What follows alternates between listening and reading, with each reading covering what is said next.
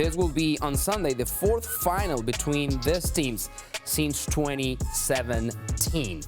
Okay, before we go out and present our predictions, there's a lot to talk about, but let's do that right now.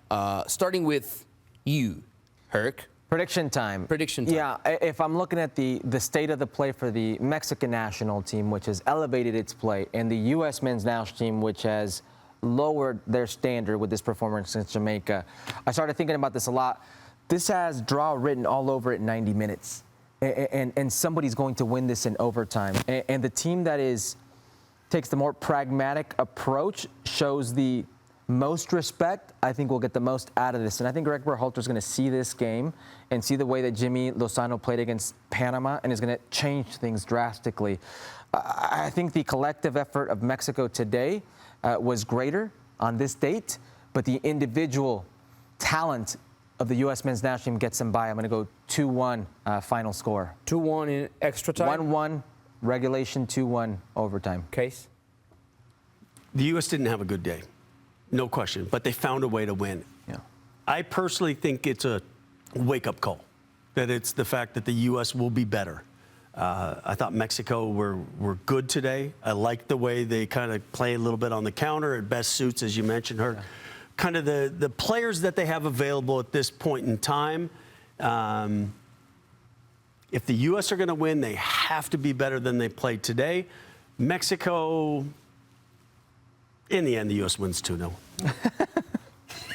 Look at his face. I mean, I was getting excited.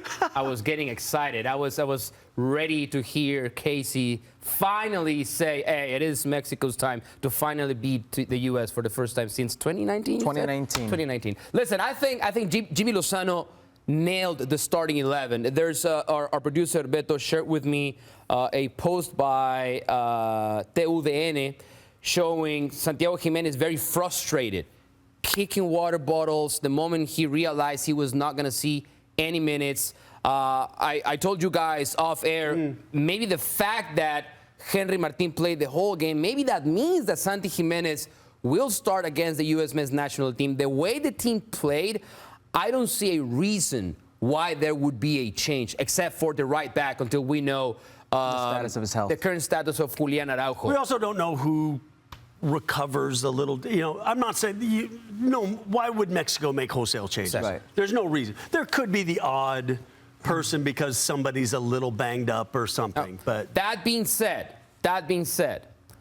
I saw a lot of vulnerabilities in the U.S. men's national team that I did not expect to see. 100%. And I saw better performances from the Mexican national team that I also didn't expect to see. So the U.S. wins 2-0? No. Oh. I was going to say, the turntables. The tables finally turned. And that 2-0 will become 0-2. Mexico beats the U.S. And I'm willing to bet a beer to you guys that Mexico will win that game. We'll do a scotch. We don't drink. I'll do tequila. What about that? You do scotch, I'll do tequila. Fair enough. And her pays. I'll buy you.